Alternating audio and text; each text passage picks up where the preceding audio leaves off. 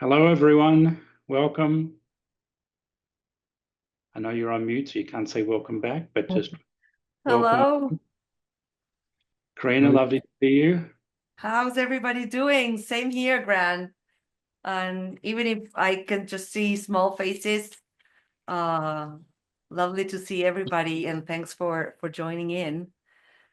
I think we're going to take a couple of minutes to let people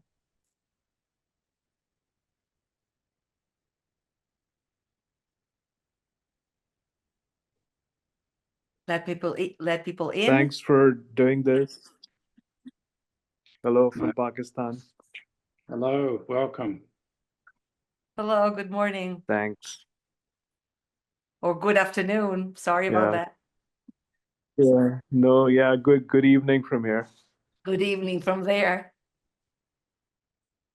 Good evening. Yeah. Hello, Nell. Hello. Good evening from Dubai. Oh, Dubai. Hello. Yes, Julia. this is Julia. Yes, Julia. Great to see you. great to see you as well. Oh, it's lovely to have some old friends. Julia, I want some good questions from you. Okay, perfect. You can put them in the chat. You can put them in the chat. Super, and, I will. I expect a high bar for you. Okay, good. I'm just have my camera off because it's 10 p.m. So. Well, thank you for joining so late. Thank you. Thank you, everybody. Somerville. It's always good to have something low. New Mexico.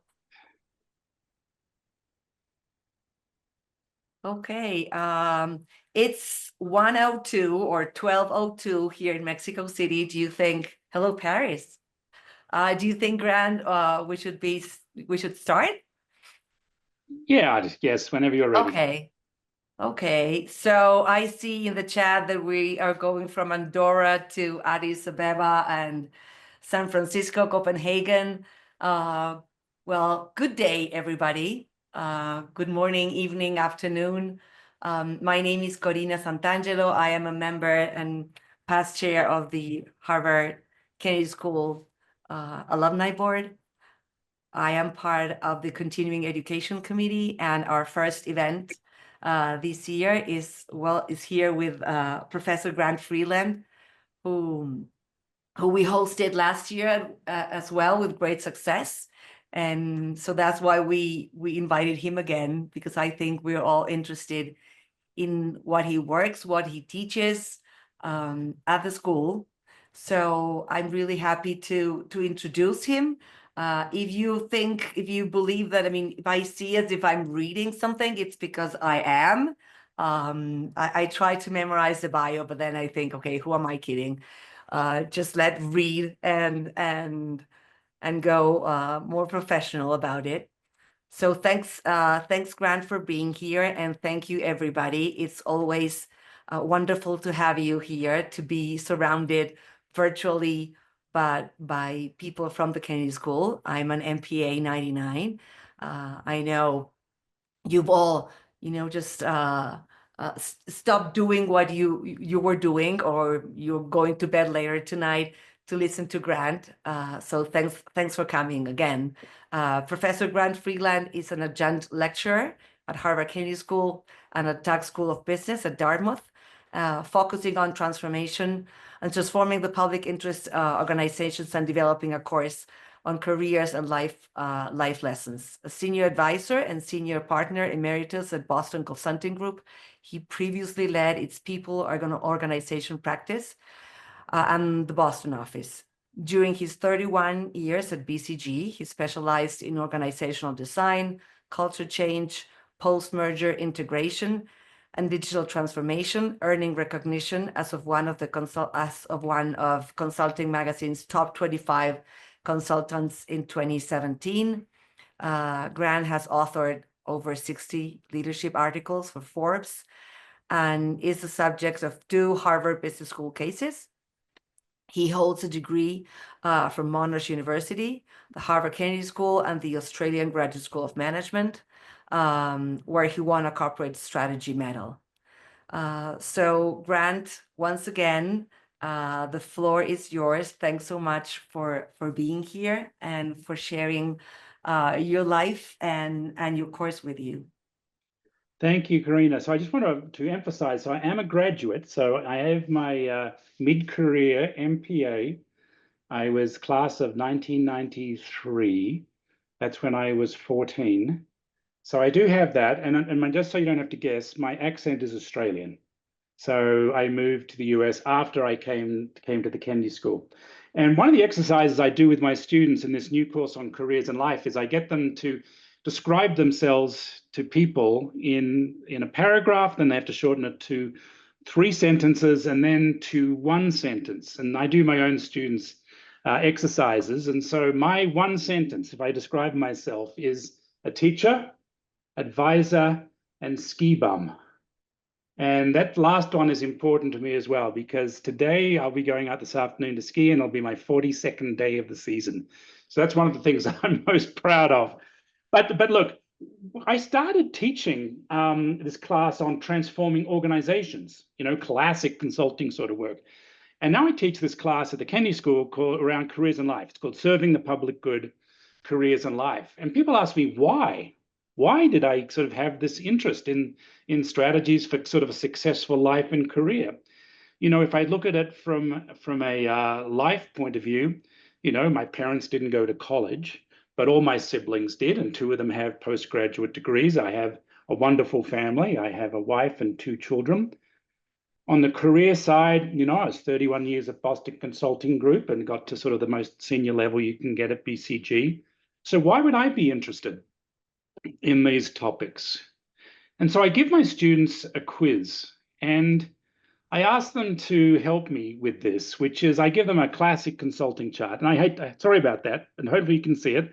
So on this chart, on the vertical, we have career success. And, there are lots of definitions of success, but career is one, okay?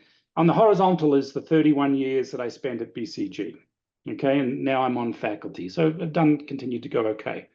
But this is the BCG career. Okay, so I asked them to join the dots or join the line between 0, 0, so 0 years at BCG and 0 career success, up to sort of where I ended up, which was a pretty successful global leader at BCG. And in the class, I'll get them to draw it for me and so on. And, just think about it for a minute, what do you think my career line would look like? And this is the career side of it. So just think about it. It's too hard to do this thing interactive here. But, if people think about it, a lot of people will say, they see me at the end and they say, well, you must have had a pretty successful career and you probably were successful all along, because people see you at the end of your career, not during it. And I say, well, that's wrong. Some people add, well, maybe it was a step function. You improved, stabilized, improved, stabilized, improved, stabilized. That's a pretty good guess, actually. But the actual curve for me was this, in that I was almost outplaced twice at BCG. And so let me tell you the story a little bit. So I had a very successful first year as a consultant at Boston Consulting Group. And then I entered the second year. That's the first sort of pivot point at the top there. And I was put on this pricing case for a credit card company. So I had to create this very complex, basically Excel spreadsheet model. And you don't know me, but my personality profile is not set up for detailed, complex spreadsheets. Like asking me to do that is like asking me one of the hardest things in life you could do. So there I was trying to create this complex spreadsheet, playing to my weaknesses, and it just was a disaster case. And so my career started to go down and dip down further. That went on for like about 3 or 4 months, and it was horrible. Then I got staffed on a second case. And what do you think it was? Well, he's done pricing, so we're going to put him on another freaking pricing case. So I got put on another pricing case, and that was just as big a disaster. So my career started going down even more. And then, of course, what happened around September, October of that year? I got staffed on a third case, and what was it? Another pricing case. Now, I got staffed on it, and you know, I was listening to how I was put on this case. The way it worked in the office at the time was that a partner would put people on projects, and the office walls were not very good at that time. And so I could overhear the conversation, and I heard this conversation between a partner wanting someone for this pricing case and the partner giving the consultants. And I overheard, and I heard, he's the only one available. Talking about me, right? The only one available. Doesn't make you feel that good, right, when you hear that? But I was the only one available, so my career was tanking. I was the only one available. I got put on this project, and actually it turned out okay. It was a pricing problem, but it had a lot more to it than that. There was a real customer service issue, and I sort of reframed it. I got to know the client really well. We built this great relationship together. And so my career sort of went up, this down the roller coaster, and then started going up the other way. Then my career started going pretty well again, and I came over and did my mid-career MPA, so that was doing well.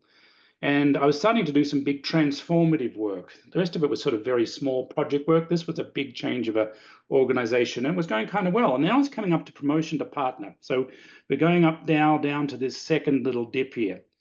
And to get promoted at the time in BCG, what you needed to do was get 80% of the local office partners to vote for you, and then it would go to the region, and then it would go to the global.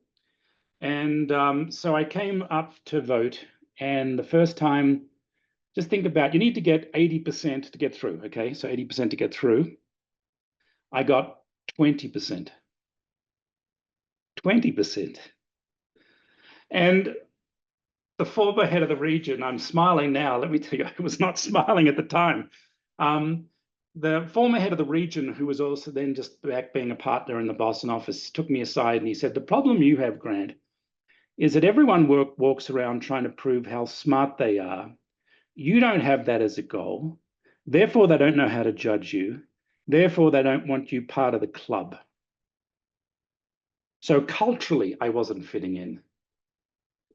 But even though I was doing good work, now this is the old-fashioned BCG. This is, this is 30 years ago, basically. Well, not quite, but a long time ago.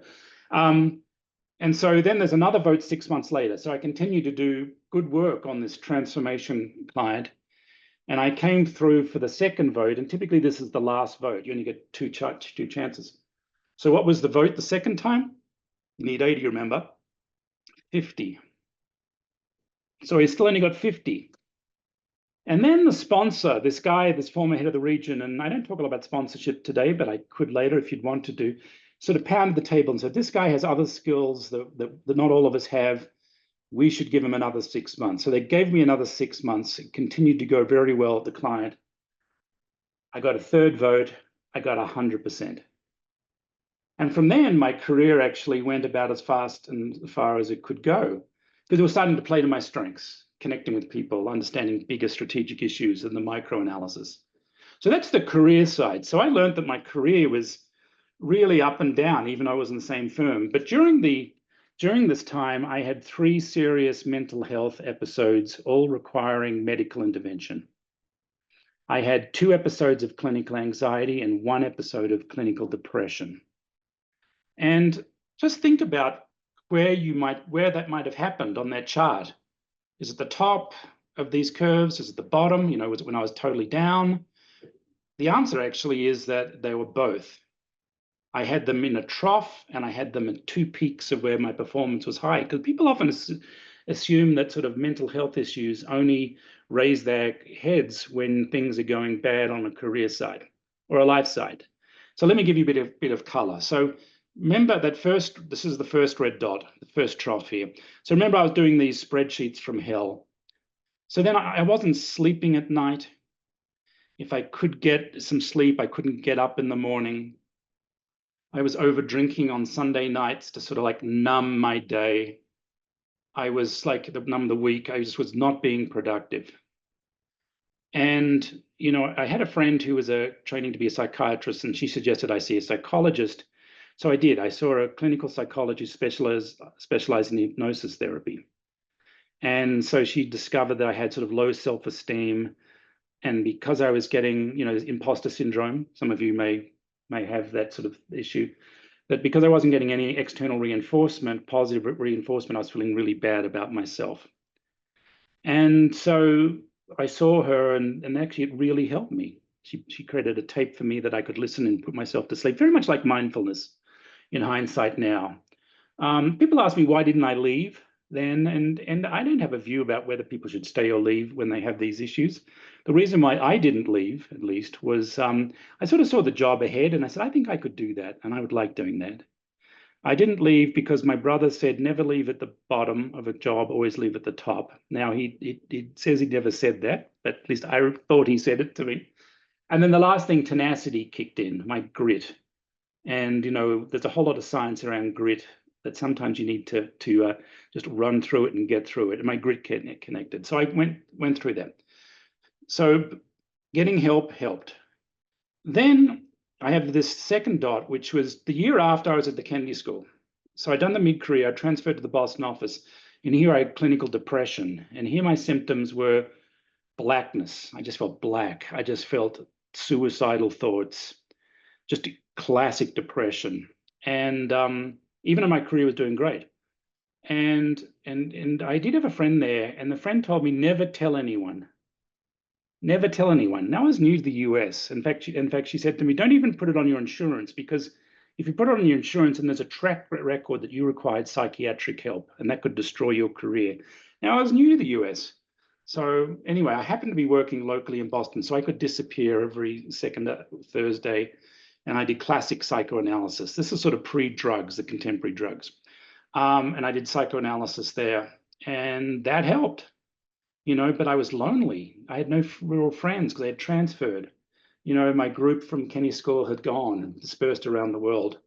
But getting the help from the psychiatrist and then meeting my future wife, that helped a ton. That got me out of that period after about 5-6 months. And then I thought that my whole mental health issue was actually was episodic, because it didn't come back for 20 years. It's sort of amazing, right? And I've sort of analyzed, why didn't I get stress when I was doing these big projects?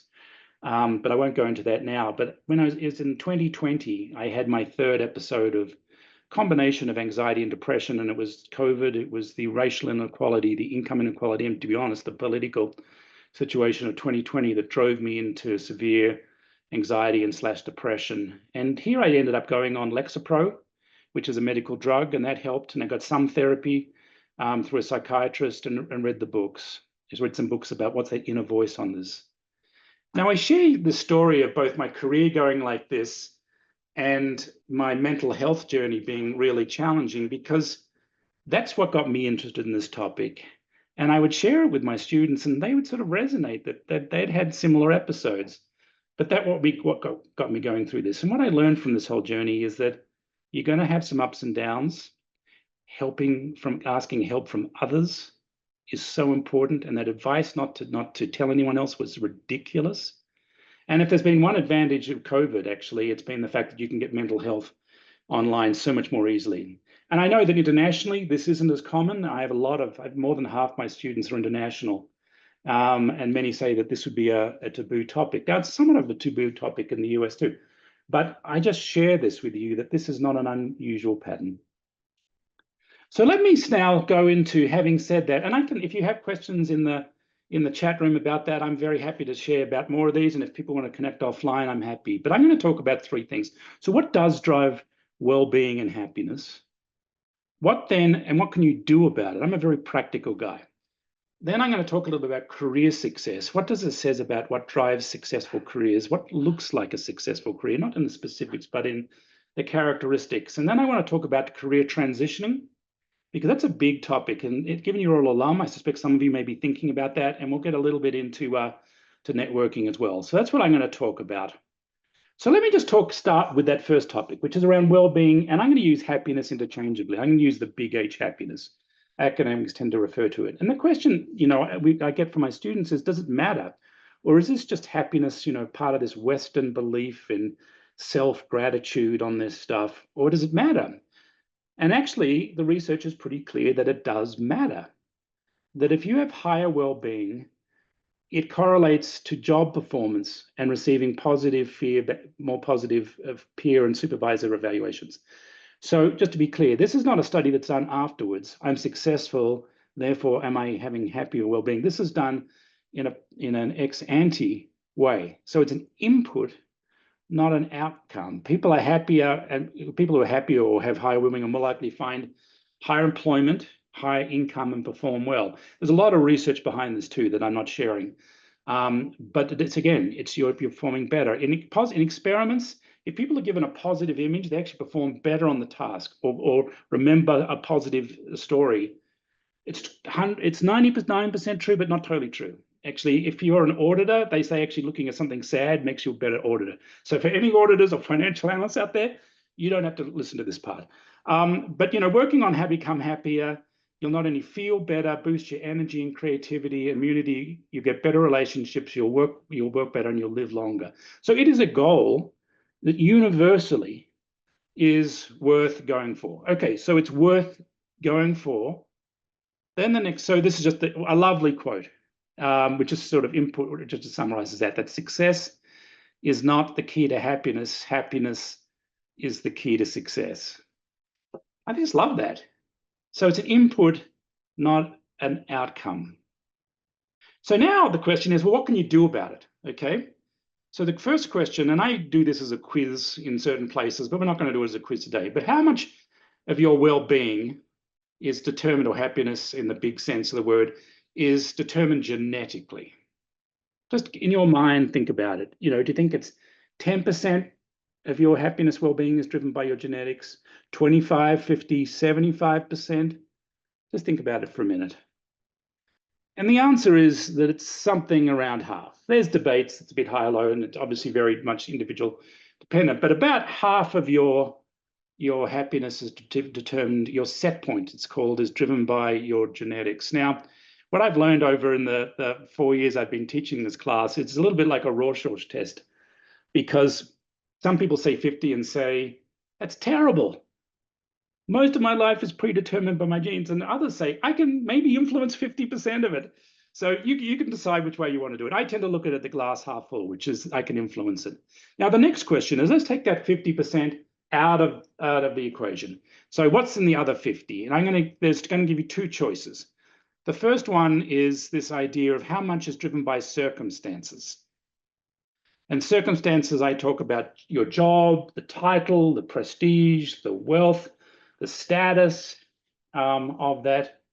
So of that 50, again, just in your mind, think of how much of that 50 is driven by this. And the alternative would be stuff that you can influence, how you react to it. That's the third component. And the answer is it's only about 10% is actually driven by the circumstances. And this is called the happiness chart. There's a very good book, if you guys want to do it, and we can send it out, called by Professor Obronsky, called The How of Happiness, which goes a little bit into this. Basically, she argues that about half is this genetic, the set point, 10% is circumstances, but 40% is how you deal with those circumstances. Now, as I said, you've got to be careful with these averages. If you're having mental health struggles, this would play out differently. But on average, we have agency. And that's the message I want to share, which is that we have agency over how we react to things, and therefore what is our level of happiness and well-being. So then the question, of course, is what can I do about some of this stuff? But what is the doing first? When I'm defining well-being, let me define it, or big H happiness, it includes the small h happiness, the positive, if I'm feeling just happy, and that would be like when I go through an airport and I get a back massage, those embarrassing things in some countries where you can get a little back massage at the airport. That's a positive piece of emotion. Engagement, how are you engaged in what you're doing? Do you find meaning in what you're doing? Do you have positive relationships with people? And are you accomplishing something? That's actually sort of the definition of well-being. And if you do well on all these things, then you typically have higher well-being. Then the question, of course, is, okay, so it's important. Okay, we've defined it. How can you improve it? Okay, that's the question. And there are sort of the highest level two forms of well-being and happiness. One is called hedonic, like hedonism, which gets to that relaxation, that back massage at the airport. You're feeling comfortable, you're getting fun, you're having pleasure. Now, the thing with hedonic pleasures is that they give a short-term spike. You definitely get a spike. You definitely kind of get improvements in your well-being and your happiness, but it's not lasting. What actually is lasting are the things on the right, the meaning, and it's called eudaimonic, but it's things like, do you have the meaning? Are you growing? Do you expressing? Can you express yourself? Do you have purpose? These are the things that actually contribute to long and sustained improvement in people's well-being. You know, it's not when I get the third bedroom of my apartment, I'll be happy. When I get my kids into school, I'll be happy. When I get the sports car, I'll be happy. Those things are temporal. It's when you can find meaning and purpose and expressiveness and self-actualization. Now, the reason why the things on the left go away so quickly is two things. One is around sort of social comparison, is that we constantly compare ourselves with other people, and it's a real danger, particularly about money. But you start saying, okay, I get the 3-bedroom house, but my friends still have 5-bedroom house. I want to get that. So you constantly compare yourself with other people. The second reason why the stuff on the left goes away is that your expectations keep going up, which is a bit related to the comparison, right? And so it's not that you don't want the stuff on the left. I don't think we should be monks. And I think one of the things with the Kennedy School graduates is that they feel like unless they're only doing stuff on the right and the left is irrelevant, then they're not going to, they're not having a great life. The actual research shows actually if you have a bit of the left and a lot of the right. So you actually need to have a little bit, which gets to the question, of course, which is what does money play into this? And this is a big topic that it was with my students now, and it could be with you guys now, which is how much does money buy you happiness? And there was research that was done about 15 years ago that would say there's about $100,000. And this obviously depends on which country you're in and what city you're in and so on. So I get all that. The better research that was done looked at happiness and well-being from two lenses. One was around how do you reflect on your well-being of your life, your sort of reflective, kind of a longitudinal perspective. And the other is how do I feel at today, right now? Am I feeling happy? And here the research is pretty interesting. So if you're just looking reflective in an evaluative sense, then as you get more income, your view of your well-being goes up. However, if you look at the well-being from like on a daily basis, it plateaus.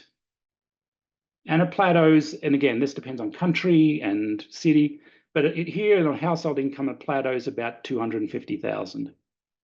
Now, the point, we can debate that point, we can debate where exactly flattens out, but it flattens out. And I wish I'd known that, because I think this kind of constant treadmill for more money is a real trap.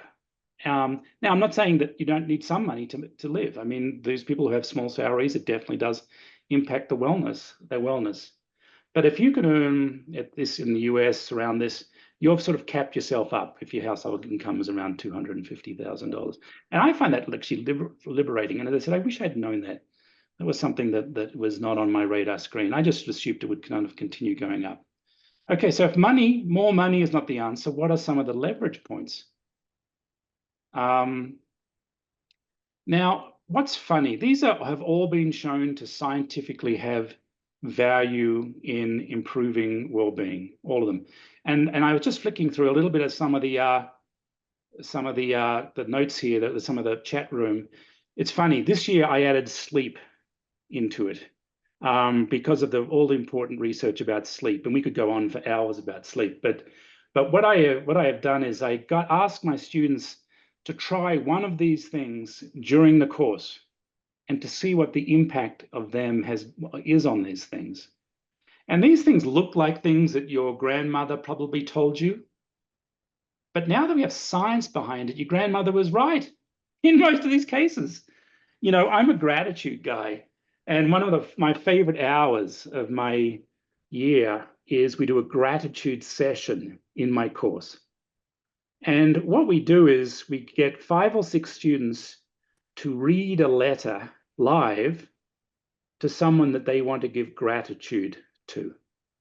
And it's either done in person in the classroom or it's done on Zoom, but it's done in Zoom in a way that they're looking right at the person. And we've had students who have given gratitude to a woman student gave gratitude to this woman who became her de facto mother because her parents died when she was 14. And she told her that you saved my life. We've had another student give gratitude to, in this case, his real mother, and just thanked her for raising the 3 boys as a solo mum working in special ed and what that meant to him, what it contributed to him, and what it meant to society. And we're watching. We're doing nothing but watching the rest of the class. And oh my goodness, the emotion that we got, we're all crying. But what's interesting is that, as the research shows, that the people who was receiving the gratitude obviously loved it. The people who gave the gratitude loved it. And actually all of us observing it got gratitude. And I always ask the next class after, did people who were there watching give more gratitude between then and the class? And everyone puts their hands up. So gratitude is one, but optimism can be, kindness. I'm a huge kindness guy. We'll come back to social relationships because that really is key. There are sort of mechanisms for just coping with it. Forgiveness, living in the present, spirituality. People actually who are more spiritual are happier. It's correlated. Physical activity is obviously important. Therapy, like I had, was helpful for me, and sleep, as people have been adding. I couldn't agree more. Sleep is a challenging one for me because, you know, like all of us, we had demanding careers, we had families. How do you get sleep in that environment? I think is really tough. But I wish someone had, I mean, they sort of tell you it's important, but it's hard to it's hard to do. So they did all these exercises. But just one last comment. The book The How of Happiness that I referred to by Professor Lomoronsky, I think is really good. And she has chapters on each of these things, because just like, you know, if you want to learn to play tennis well, you have to learn how to play tennis. And she goes into each of these things pretty detailed. Wow. But also that not all these things appeal to everyone. So there are too many people out there saying that everyone should be practicing gratitude. I'm a gratitude guy. My wife is not a gratitude woman. She gets she gets all her pleasure by developing these goals. That goals one down there on the third from the right. She likes to have goals. She likes to have to-do lists, and she feels nothing better when she gets things crossed off her list. And she gets nothing happier when I've crossed off the activities on the list. It makes her super happy.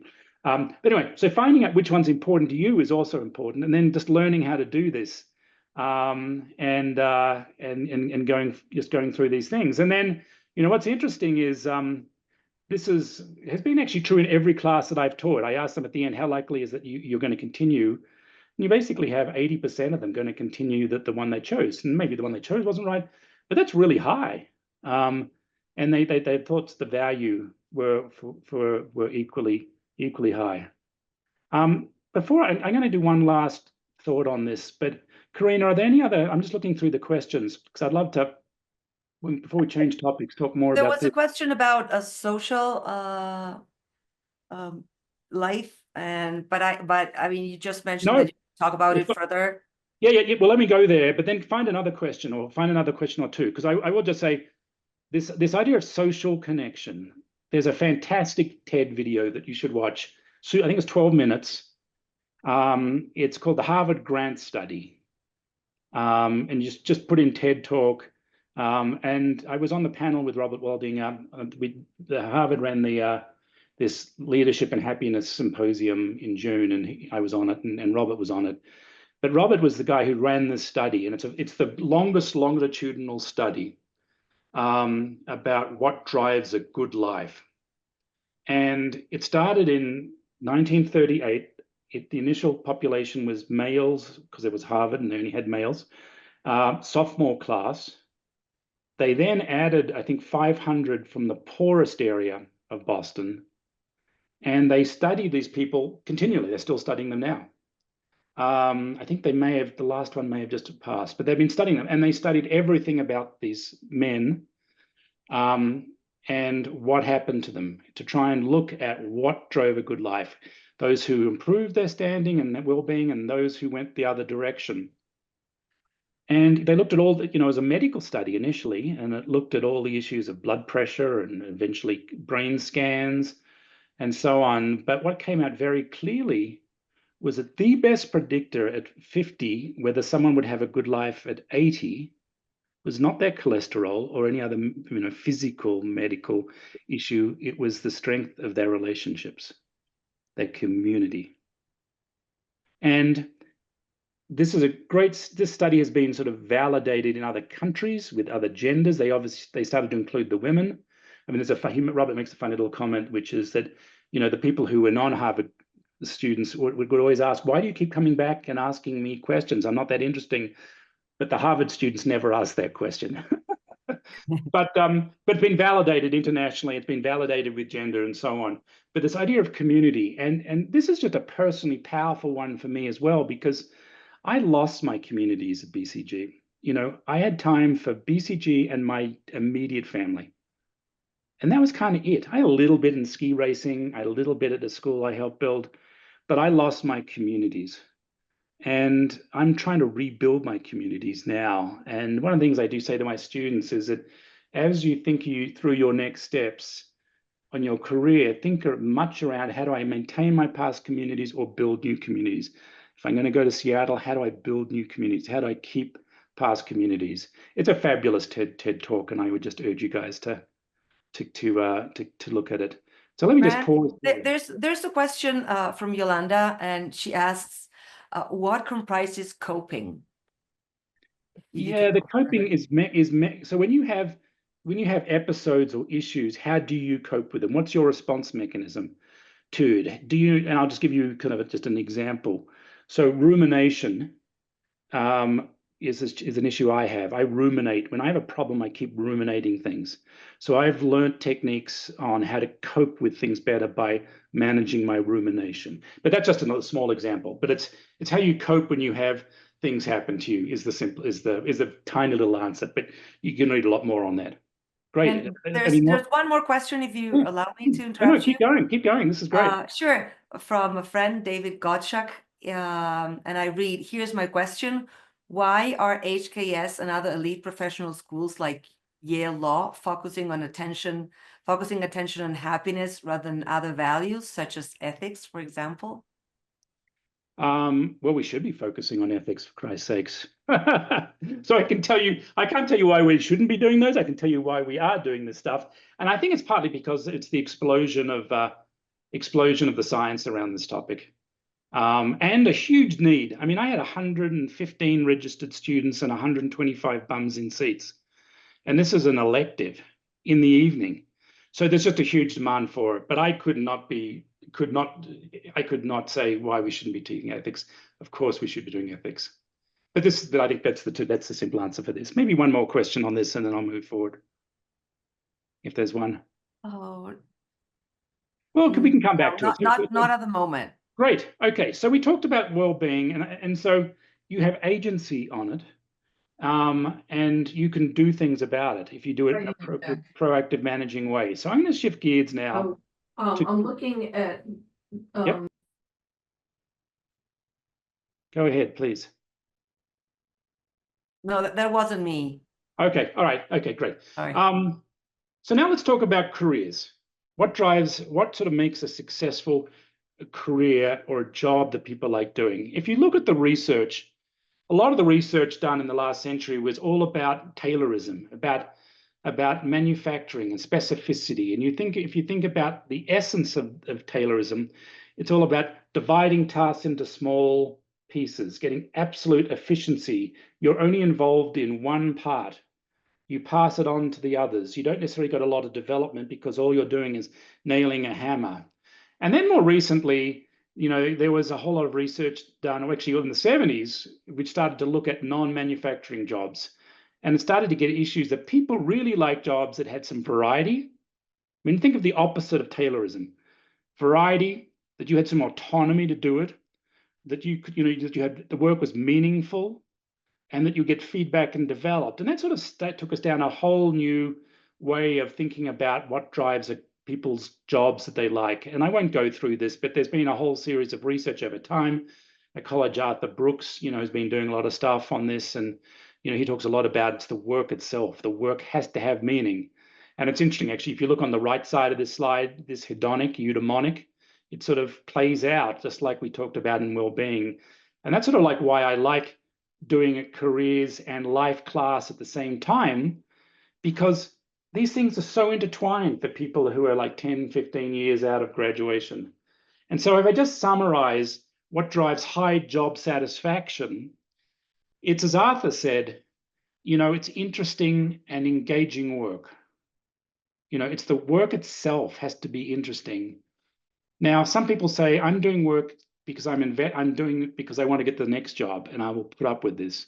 I call that sort of the investment strategy. And there's nothing wrong with an investment strategy. You just don't want the investment to be too long. You need to really think through that. But because the work should be interesting and engaging. You need to find meaning and accomplishment in it. It has to have something that adds purpose. You need to have some agency, meaning that you can control it. But most people, not all, really like to have some teaming in it. A lot of it comes back to people, who you're working with.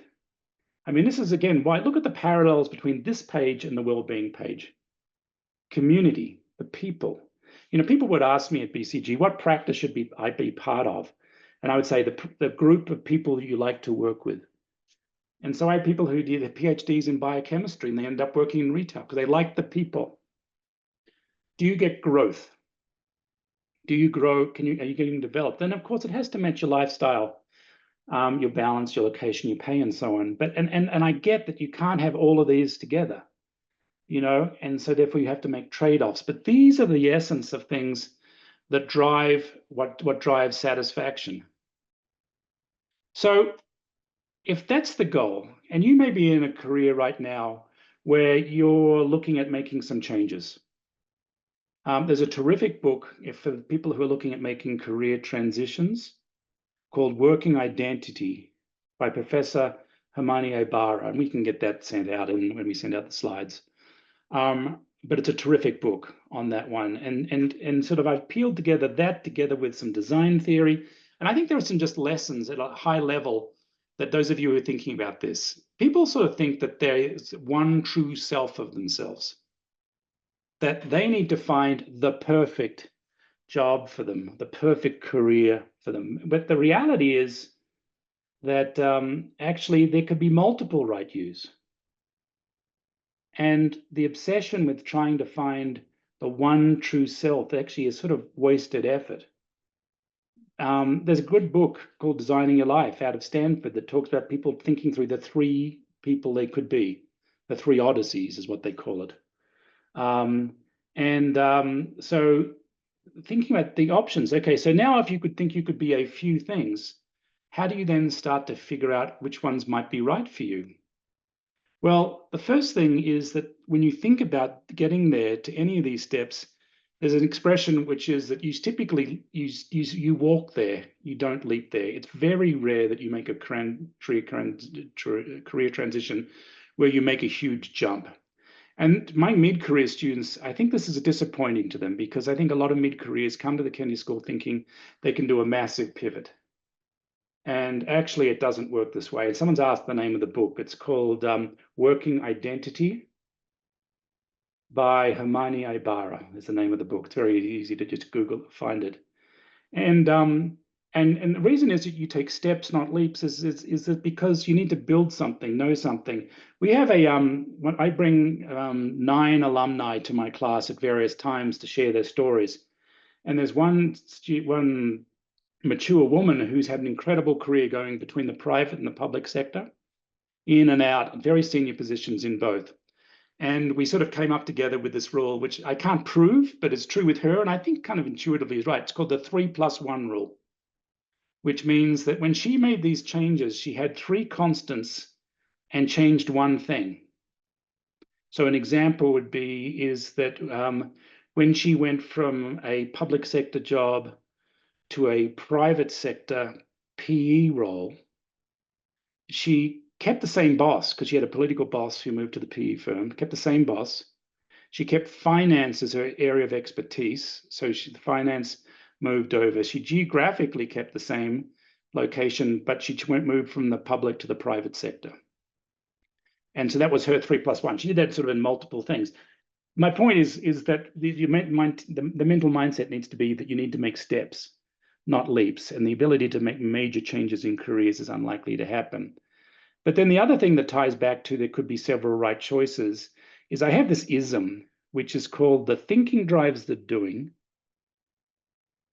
but the doing drives the thinking, meaning you need to experiment to find out what you like. You know, Kennedy School students, and I suspect some of the alumni, are very good at thinking and sort of think that if they go and spend enough time thinking about where they should go and what they should do, they will crack the code. But in reality, doing stuff helps you think stuff. Now, that doesn't mean that you have to do another full-time job. There could be lots of things in between. And this is the chart I give just as a prompt for my students. You know, experimenting could be as simple as talking to people. You know, one of the funny things, you have to, in my class, talk to 6 people.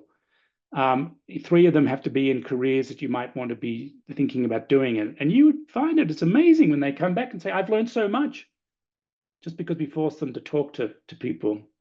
You could do, now this is hard for you, but you could do internships, part-time projects, consulting projects. You could volunteer.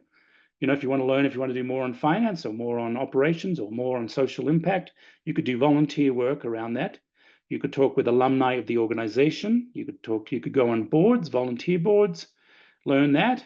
But I also just remind my students that to really understand an organization, you want to sort of ask questions about it a little deeper. And, you know, and I just include things like, who are the heroes around there? What does it take to get fired? People will often just say, tell me about the culture around here.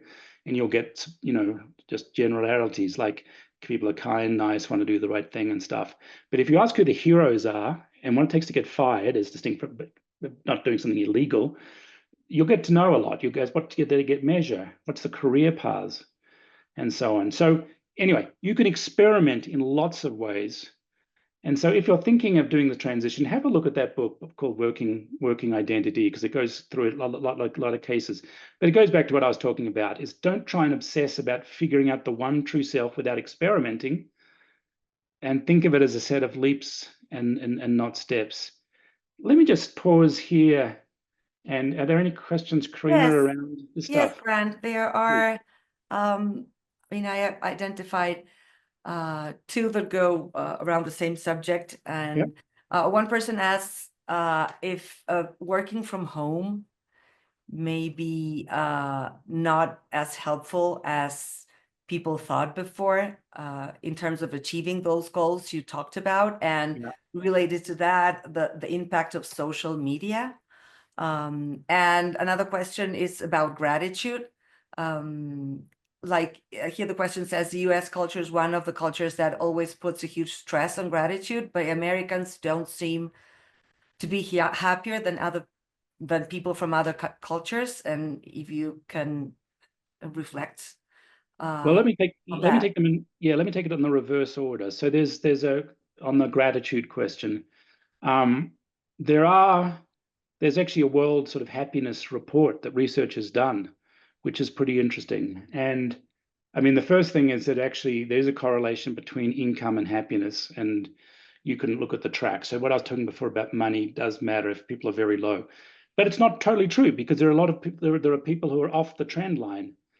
People often refer to some of the Scandinavian countries as having, you know, off the chart happiness. Actually, some of the Latin American countries have off the chart happiness. So you guys got to be careful. I think it's very careful about stereotyping country by country. But the economics of the country do matter, but there is total social impact issues. And those actually with have more community tend to actually be a little higher, which gets to some of the stuff around some of the blue countries with diets and so on. If you look at some of those countries, they actually have very strong communities as well. So I think this community is tied up into it as well. But I would just be cautious about trying to look at too many country generalities there. The question about remote work, and social media. I'm going to talk about LinkedIn in a minute and social networking. I do think it matters. I think that the work, if you're working from home full time and never meeting people, I think it is an issue. I think these mandates, just by the way, that require people to go back 5 days a week are idiotic. And I call it LL, lazy leadership. Just because you can't see the people, just because you can see the people doesn't mean they're going to work harder, they're going to stay around longer. So there's this balance, both from actually work productivity, which is independent of this career issue at the moment. I think, but working smart, figuring out when you need to be together, what work requires teams, I think is important. So getting together does matter, but 5 days a week is idiotic. But I think building these things about experimenting and not building personal relationships, I think does matter a little bit. But there are some mechanisms to do it. And actually, I was going to go there on my LinkedIn section. And let me tell you where I think it matters a little bit, actually, is it's in, have any of you know the idea of weak ties? I never knew about this before I started doing some research, but it was really interesting. So there's research done in the 70s about the importance of weak ties. And let me just define it. So a strong tie is someone that you know really well, work with all the time. They're part of your network, your strong network. Weaker ties are people who you know somehow, but are connected often through those other people. And what this research found in the 70s, it's really dated, and I'm going to update it with LinkedIn in a minute, is that in this famous study in Boston, that a majority of people got their jobs through weak ties. So the specifics there is 84% got their job through weak ties. 55% of them reported they only saw the contact occasionally. A little under 30% said that they saw them rarely. And the reason why these weak ties are so important is that they connect you with networks that you don't naturally have a connection to. And so this idea of building these weak ties, if you're only working at home, it's just physically harder to do it. Now you can do it socially and so on, but it just says you're going to be out there nurturing your weak ties, which is actually how LinkedIn plays into this a little bit. And this research was done 18 months ago by HBS, GBS, and LinkedIn, and massive sample size, because they wanted to validate whether this idea of the importance of weak ties still worked. And basically the way you read the chart is that the left, which is the weaker ties, got more connections and more jobs than those that were strong. And so it's this value even in LinkedIn of these weaker ties. And I think I can't remember exactly, I think it's like if you share 12 common people on LinkedIn, that's the optimal, sort of like a U shape for it. And so, again, I wish I had known earlier on the importance of weak ties, the importance of staying connected with these weaker ties. And actually that LinkedIn, as much as we hate it, actually is pretty helpful. And a professional branding person I know said that all of us should be spending 11 minutes on LinkedIn a week. It can be liking things, it can be posting things. And my students say, I don't have stuff to post. And I say, well, why don't you post something about this lecture today? Why don't you like someone else's? Why don't you join my following in LinkedIn? And so I think this LinkedIn is actually just is an example of building these weaker ties, which has proven to be really, really important. And so I think if you are working, purely remotely, you've got to really consciously think through how do you develop your network? How do you develop your ties? How do you develop relationships? We haven't talked about sponsorships today, but I do spend quite a bit of time in my class talking about sponsorships and the importance of them. It's harder to build them if you don't ever see anyone. Let me just pause there again and see if we have a few questions.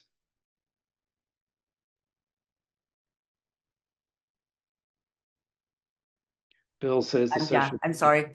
That they're surprised that nature wasn't part of the list of happiness drivers. Nature, that's a lovely point. Spending time in nature totally does help. Does help. So you're true. It totally does. You're right. And if you're interested, just to see a little nuance of this one, if you're staring at a lake, or water, you actually get higher therapeutic value than staring at a forest. Don't tell me why, but it's true. But you're totally right. No, I think spending time in nature totally is therapeutic and has been shown to be therapeutic. I just don't think it was on Professor Lebronsky's list. It's a good question. I should add that, like I've added sleep. She doesn't talk about sleep as well. And here, oh, it went away. Well, here's a question about what you mean by sponsorship. What's the sponsorship? Yeah. Yeah. So if I do a continuum of people who help you, and I do mentorship on one end and sponsorship on the other, a mentor gives you advice. Great, you want them, super helpful. But a sponsor may give you advice, but a sponsor proactively helps you. They send the email, they pick the phone, they talk about you when you're not in meetings, that you're a great person. Their goal is to help you be successful. And so they take action. So typically they require hierarchy or power and influence in something that you're dealing with. A mentor can just be someone who has experience. You want mentors, but you really want sponsors.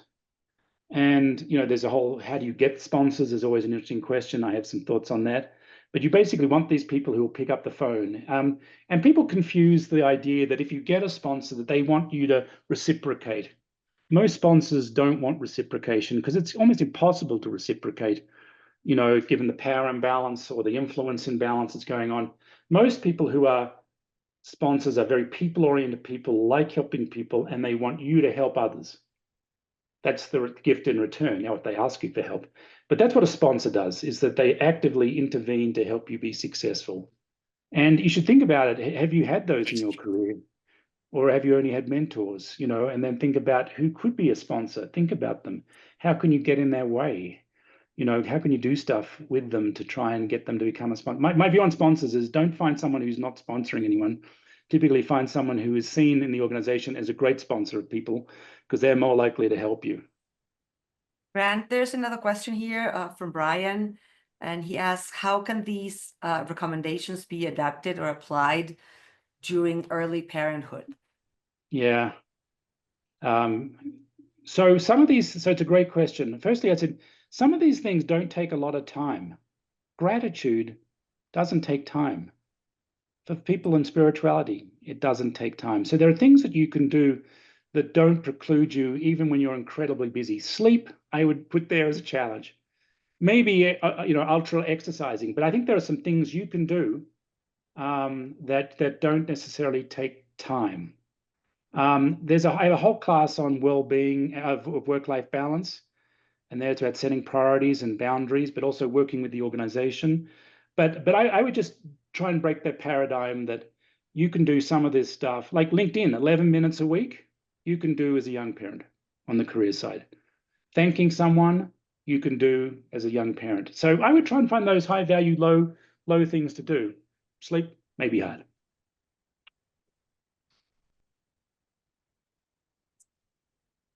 Well, I can't tell you how much I've enjoyed talking to you guys about this. We'll make sure that we get some version of the slides out to you, and I'll try and get in the books I've mentioned in what we send out as well. But I just wish you well in these turbulent times, and just I'll just finish with what I ask of all my students in the last class of everyone, which is 2 is change the world, and 2 be kind, because the world needs a lot of kindness, especially at the moment. Thanks you very much, Grant, and thank you for what you taught us, and thank you for leaving us with lots of questions. So when we go for walks or when we're taking a shower, we can think about them and just try to move in the direction we want to move using these new tools to get there. So thank you very much. Thank you, the people from the Alumni Relations Office, for helping us putting this together. And thank you, everybody. And stay tuned, because we're going to have more of these wonderful sessions for you in the future. So thank you very much. Thank you, everyone.